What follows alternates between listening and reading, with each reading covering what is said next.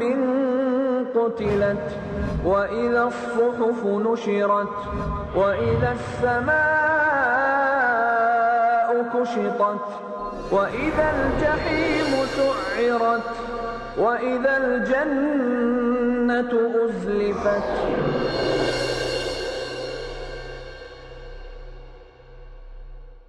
إن الحمد لله نحمده ونستعينه ونستغفره ونعوذ بالله من شرور أنفسنا ومن سيئات أعمالنا من يهده الله فلا مضل له ومن يضلل فلا هادي له وأشهد أن لا إله إلا الله وحده لا شريك له وأشهد أن محمدا عبده ورسوله. يا أيها الذين آمنوا اتقوا الله حق تقاته ولا تموتن إلا وأنتم مسلمون.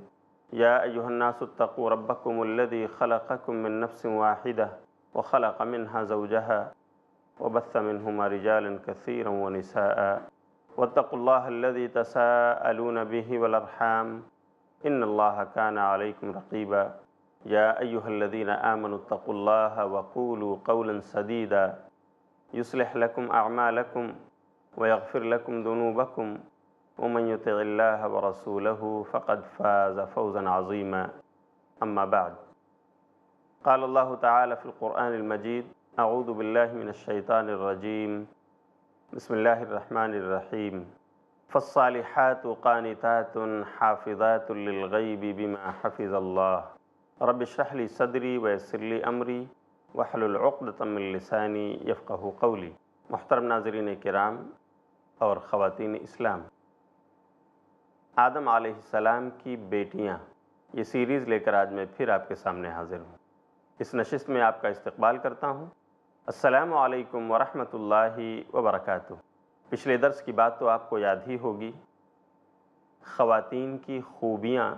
اس تعلق سے میں نے آپ کو بتایا تھا کہ خاتون اللہ پر بھروسہ کرنے والی ہوتی ہے. ایک مومنہ عورت اللہ سے اپنے رشتے کو مضبوط رکھنے والی ہوتی ہے. ہر حال میں وہ اللہ سے ڈرتی ہے، اللہ کی فرما بردار ہوتی ہے. آج بھی موضوع وہی ہے، لیکن کچھ اور خوبیاں میں آپ کے سامنے رکھنے والا ہوں. اسلامی خواتین میں اور کیا کیا اوصاف ہوتے ہیں، ان کی خوبیاں اور کیا کیا ہیں. ان میں سے ایک یہ ہے کہ ایک مومنہ خاتون وہ اپنے شوہر کی فرما بردار ہوا کرتی ہے، نافرمان نہیں. نبی صلی اللہ علیہ وسلم نے اس کا ذکر اپنی حدیث شریف میں فرمایا ہے کہ مومنہ خواتین کی خوبیاں یہ ہیں کہ وہ اپنے شوہر کی ہر حال میں فرما بردار ہوتی ہے، اپنے شوہر کو خوش کرنے والی ہوتی ہے، اپنے شوہر کی عدم موجودگی میں بھی اپنی عزت و آبرو کی حفاظت کرنے والی ہوتی ہے. اور کیوں نہ ہو کہ یہی صفت تو اس کو جنت میں لے جانے والی ہے. نبی صلی اللہ علیہ وسلم نے اس کا ذکر ایک دوسری حدیث میں بھی فرمایا ہے، جس میں کچھ اور خوبیوں کا ذکر ہے کہ جو بہترین مومنہ خاتون ہوتی ہے وہ نماز کی پابند ہوتی ہے، وہ روزے رکھنے والی ہوتی ہے، اسی طرح وہ اپنی عزت و آبرو کی محافظ ہوتی ہے، اس لیے کہ یہی اوصاف اور یہی خوبیاں اس کو جنت میں لے جانے والے. نبی صلی اللہ علیہ وسلم نے ایک حدیث میں فرمایا، جس کو امام احمد نے اپنی کتاب مسند احمد میں جلد نمبر 1 صفحہ نمبر 191 میں نقل کیا ہے، حدیث نمبر 1661. اللہ کے رسول صلی اللہ علیہ وسلم کہتے ہیں، حضرت عبد الرحمن بن عوف رضی اللہ تعالیٰ عنہ اس روایت کو بیان کرنے والے، کہ آپ نے فرمایا: اذا صلت المرأة خمسها وصامت شهرها وحفظت فرجها واطاعت بعلها قیل لها ادخل الجنة من ای ابواب الجنة شئت. کہ خاتون جو اپنے نماز کی حفاظت کرنے والی ہے، خاتون جو روزے رکھنے والی ہے، خاتون جو اپنے شرمگاہ کی حفاظت کرنے والی ہے، وہ خاتون جو اپنے شوہر کی اطاعت و فرما برداری کرنے والی ہے، قیل لها، اسے کہا جائے گا قیامت کے دن، اللہ رب العالمین ارشاد فرمائے گا: ادخل الجنة من ای ابواب الجنة شئت. یہ خاتون، اے مومنہ، تو جنت میں چلی جا، تمام دروازے تیرے لیے کھلے ہیں، جس دروازے سے تو جنت میں انٹری کرنا چاہتی ہے چلی جا. سبحان اللہ، کتنا بڑا مقام ہے خواتین اسلام کا. صرف ان چیزوں کی پابندی پر یہ اوصاف اگر آ جائیں، یہ خوبیاں اگر کسی خاتون میں پیدا ہو جائیں کہ وہ نماز کی پابندی کرنے والی بن جائے، وہ رمضان کے روزے رکھنے والی بن جائے، وہ اپنے عزت و آبرو کی حفاظت کرنے والی ہو، اسی طرح وہ اپنے شوہر کے احکام کی پیروی کرنے والی اور فرما برداری کرنے والی ہو، اس کے لیے اتنا بڑا مقام، اتنا بڑا انعام، جنت کے تمام دروازے اس کے لیے واہ ہو جاتے ہیں، کھل جاتے ہیں۔ اللہ کہتا ہے اے خاتون تو جنت میں جس دروازے سے چاہتی ہے داخل ہو جا۔ افسوس کا مقام تو یہ ہے کہ یہ بہترین اوصاف اور خوبیاں جس کا ذکر میں آپ سے کر رہا ہوں نبی صلی اللہ علیہ وسلم کی احادیث کی روشنی میں، ہم اپنے معاشرے پر جب نظر ڈالتے ہیں تو پتہ چلتا ہے ہماری خواتین میں بہت زیادہ کوتاہیاں ہیں اس تعلق سے۔ نہ نمازوں کے تعلق سے ان میں فکر مندی ہے، اور نہ ہی شوہر کی عدم موجودگی میں وہ اپنے گھر کی حفاظت کرنے والی ہوتی ہیں۔ شوہر کہیں گیا ہے سفر پہ، ایک آدھ روز کے لیے، ایک آدھ ہفتے کے لیے، ایک آدھ مہینے کے لیے یا سال بھر کے لیے، پتہ چلتا ہے کہ پڑوس والوں کو بلا کر گھر میں بات چیت ہو رہی ہے، پتہ چلتا ہے کہ پڑوسی کو بلا کر گھر میں ہنسی اور مذاق ہو رہا ہے، مختلف غیر محرم رشتہ دار آتے ہیں، کوئی بہنوئی ہیں، کوئی چچا زاد بھائی ہیں، کوئی خالہ زاد بھائی ہیں جن سے پردہ کرنا ضروری ہوتا ہے، ان کے ساتھ گھر میں بیٹھ کر شوہر کے گھر میں وہ تمام ہنسی اور مذاق ہوتے ہیں، یہ اسلام میں جائز نہیں، بے پردگی اور بے حیائی ہوتی ہے، لیکن خواتین ہماری نہیں سوچتی، یہ گناہ کا کام ہے، یہ شوہر کے امانت میں خیانت ہے۔ کبھی کبھی تو ایسے بھی حادثات رونما ہوتے ہیں کہ شوہر بیچارہ پردیس میں ہوتا ہے اور خاتون کے تعلقات دوسروں سے قائم ہو جاتے ہیں، کیوں؟ اس لیے کہ اس نے شوہر کے حکموں کی فرما برداری نہیں کی۔ شوہر تاکید کر کے جاتا ہے غیر محرموں سے پردہ ہے، اس لیے اپنی عزت و آبرو کی حفاظت کرنا، لیکن یہ بیچاری کمزور ثابت ہوتی ہے۔ خواتین یہ خوبیاں اپنے اندر پیدا کیجیے کہ نماز کی پابندی آپ سے ہو، روزے کی پابندی آپ سے ہو، آپ شوہر کی عدم موجودگی میں اس کے گھر کی حفاظت کرنے والی بنیں، اپنے عزت و آبرو کی محافظ بن جائیں۔ اللہ کی قسم یہی وہ چیزیں ہیں جن سے آپ کو دنیا میں بھی سرخروئی ملے گی اور انشاءاللہ آخرت کی کامیابی بھی انہی چیزوں کی وجہ سے آپ کو میسر آنے والی۔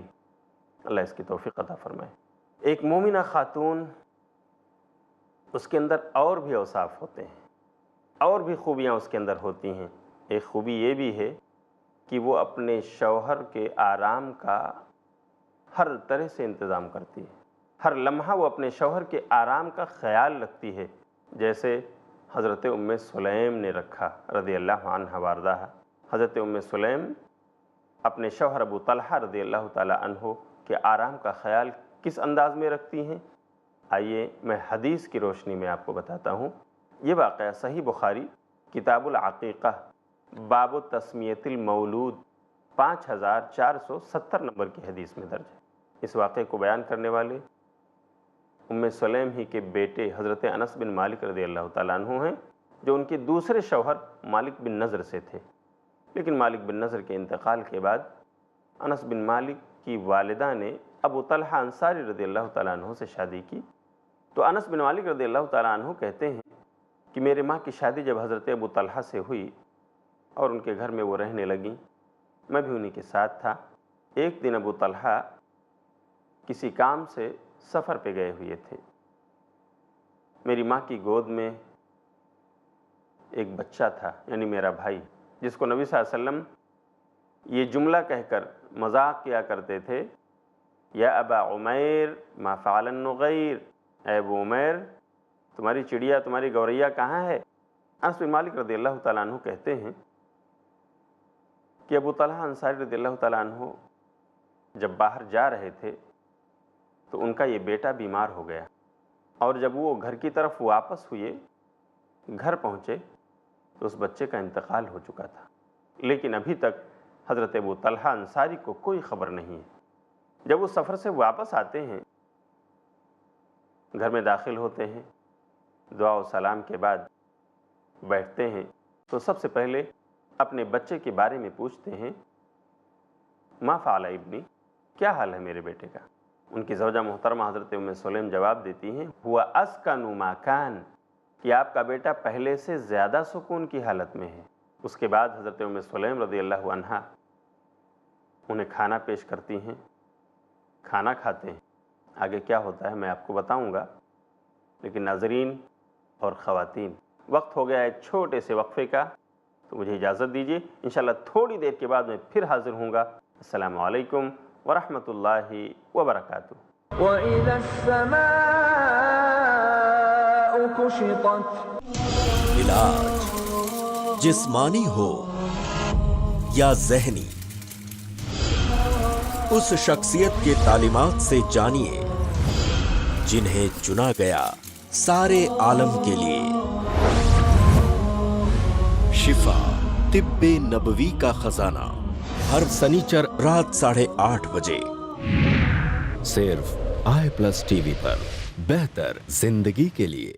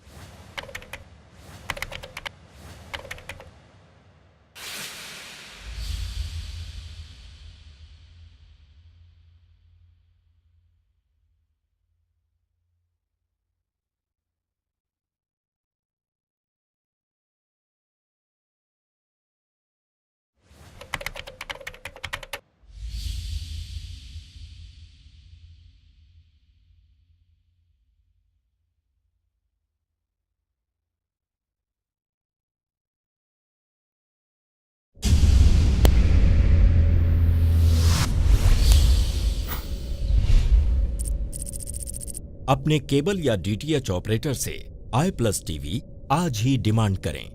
i+ T V free to air اور انڈین رجسٹرڈ چینل ہے۔ وَإِذَا السَّمَاءُ كُشِطَتْ۔ اس نشست میں آپ کا دوبارہ استقبال ہے۔ السلام علیکم ورحمۃ اللہ وبرکاتہ۔ میں آپ کو بتا رہا تھا کہ ایک مومنہ خاتون، اس کا بہترین وصف، اس کی ایک اچھی خوبی یہ بھی ہے کہ وہ اپنے شوہر کے راحت و آرام کا خیال رکھتی ہے۔ اور میں آپ کو ام سلیم کا واقعہ سنا رہا تھا کہ ان کا رویہ، ان کا اچھا برتاؤ اپنے شوہر ابو طلحہ کے ساتھ کس انداز کا تھا، کس طرح وہ اپنے شوہر ابو طلحہ کے راحت و آرام کا خیال رکھتی تھیں۔ گھر میں جب واپس آئے ابو طلحہ تو بیٹے کا انتقال ہو گیا ہے، لیکن ابھی ام سلیم اپنے شوہر کو بچے کی وفات کی خبر نہیں دیتی ہیں کہ کم سے کم ہمارے شوہر اطمینان سے پانی تو پی لیں، اطمینان سے کھانا تو کھا لیں۔ اور اتنا ہی نہیں، حدیث کے الفاظ بتاتے ہیں کہ کھانا کھلانے کے بعد انہوں نے اپنے آپ کو بنایا، سنوارا، جیسے ایک خاتون، ایک بیوی اپنے شوہر کے لیے بنتی اور سنورتی ہے۔ فَأَصَابَ، تو شوہر نے ان سے اپنی ضرورت پوری کی، میاں بیوی کے تعلقات بھی قائم ہوئے۔ آپ اندازہ کیجئے، ابھی تک ابو طلحہ کو اپنے وفات شدہ بیٹے کی خبر نہیں ہے، اس لیے کہ بیوی ام سلیم نے ان کو ابھی غمزدہ نہیں کرنا چاہا، یہاں تک کہ ان کی تمام ضرورتیں پوری ہو جائیں۔ ابو طلحہ نے اپنی بیوی سے ہم بستری بھی کی، اور جب رات کا تیسرا پہر آیا، فجر سے پہلے ان کی بیوی نے بتایا، اے ابو طلحہ، یہ دیکھو آپ کا فرزند انتقال کر چکا ہے، وفات پا چکا ہے، آپ اسے لے جا کر کے دفن کر دو۔ حدیث میں ہے کہ ابو طلحہ رضی اللہ تعالیٰ عنہ ناراض بھی ہوئے، ام سلیم یہ کیا بات ہوئی، میرا بیٹا انتقال کر چکا ہے، وفات پا چکا ہے، لیکن گھر آنے کے بعد مجھے تم نہیں بتاتے، مجھے کھانا کھلا رہی ہو، پانی پلا رہی ہو، ہمارے تعلقات قائم ہو رہے ہیں اور ہمارے گھر میں فوت شدہ بچہ موجود ہے، آپ نے خبر نہیں دیا ہمیں۔ یہ بات ابو طلحہ کو اچھی نہیں لگی، لیکن کہتے ہیں کہ میں نبی صلی اللہ علیہ وسلم سے جا کے ذکر کرتا ہوں۔ فجر کی نماز پڑھنے گئے تو نبی صلی اللہ علیہ وسلم سے سارا ماجرا کہہ سنایا۔ ام سلیم نے مجھے بیٹے کی خبر اس وقت تک نہیں دی جب تک مجھے کھلا پلا نہیں دیا۔ تو اللہ کے رسول صلی اللہ علیہ وسلم مسکرائے اور کہا اعرستم اللیلہ، رات میں آپ نے ضرورت بھی پوری کر لی ہے، تعلقات قائم کر لیے ہیں؟ ہاں اللہ کے رسول۔ تو نبی صلی اللہ علیہ وسلم نے دعا دیا ان کو، اللہ تعالیٰ تمہارے آج کی رات کی ملاقات میں برکت عطا فرمائے۔ اور ہوا ایسا کہ نبی صلی اللہ علیہ وسلم کی دعا قبول ہوئی اور ابو طلحہ رضی اللہ تعالیٰ عنہ کی بیوی ام سلیم وہ حاملہ ہو گئی۔ پھر اللہ رب العالمین نے 9 مہینے کے بعد ابو طلحہ کو ام سلیم سے ایک اور بچہ عطا فرمایا۔ نبی صلی اللہ علیہ وسلم نے اپنے منہ میں کھجور چبا کر اس کا رس ابو طلحہ کے بچے کے منہ میں ڈالا، اس کو تحنیک کہا جاتا ہے۔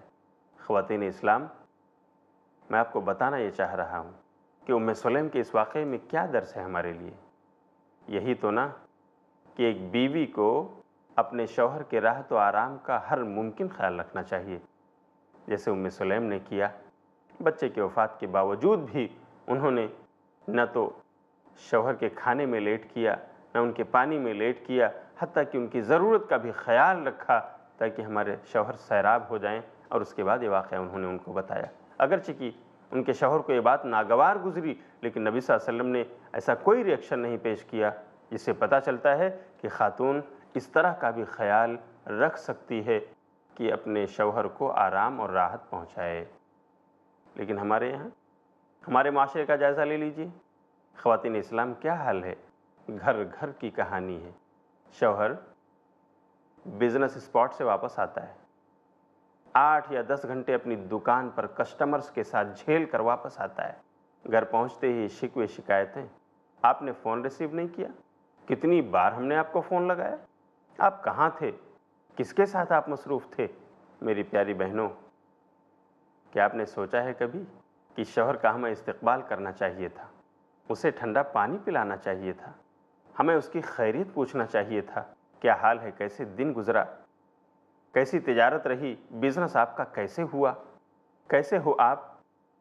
اور ٹھیک ہے، اگر بعد میں کوئی چیز ایسی ہو گئی ہے جس کے بارے میں آپ عرض کرنا چاہتی ہو تو کوئی بات نہیں، لیکن آپ ام سلیم کا واقعہ بھلا دیتی ہو۔ اس واقعے کو آپ یاد رکھیں، شوہروں کو ناراض نہ کریں، شوہروں کو گھر آنے کے بعد ان کا استقبال کریں، ان کے استقبال کے لیے دروازے تک جائیں، مسکراتے ہوئے چہرے کے ساتھ ان کی خیریت پرسی کریں، ان کے احوال پوچھیں، اس سے ان کو اطمینان اور سکون ہوتا ہے اور ان کی تکان جاتی رہتی ہے۔ اگر آپ کو واقعی ایک مثالی خاتون بننا ہے تو ام سلیم کو اپنے سامنے رکھیے، ان کے واقعے سے آپ کو ہمیشہ یہ بات یاد آتی رہے گی کہ اگر ام سلیم نے اپنے شوہر کے آرام اور راحت کا خیال ایسے وقت میں بھی کیا ہے کہ گھر میں میت ہے، تو ہمارے یہاں تو ایسے حالات نہیں، نہ کسی کا انتقال، نہ کسی کے ساتھ کوئی حادثہ، پھر بھی ہم اپنے شوہروں سے کیوں تو میں کر رہی ہیں؟ ہمیں ادب کے ساتھ پیش آنا چاہیے۔ اسی طرح خواتین کی خوبیوں اور ان کے بہترین اوصاف میں سے یہ بھی ہے کہ وہ اپنے شوہر کے رشتہ داروں کا خیال اور پاس و لحاظ کرتی ہیں، جیسے شوہر کی ماں ہیں، شوہر کی بہنیں ہیں، جو اس خاتون کی نند لگتی ہیں۔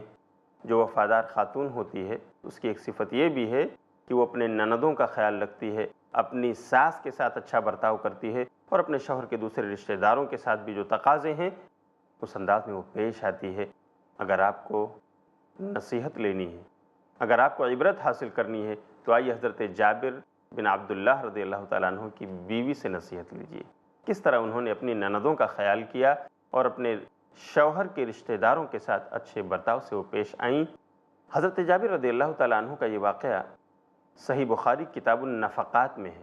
جابر کہتے ہیں رضی اللہ تعالیٰ عنہ وارضا کہ میں نے تزوجت امرأۃ سیبہ، میں نے ایک ایسی خاتون سے شادی کیا جو شوہر دیدہ خاتون تھی، یعنی جس کی شادی پہلے کہیں ہو گئی تھی لیکن شوہر کا انتقال ہوا تو بعد میں عدت پوری ہونے کے بعد میں نے شادی کر لی، حالانکہ وہ کنوارے تھے۔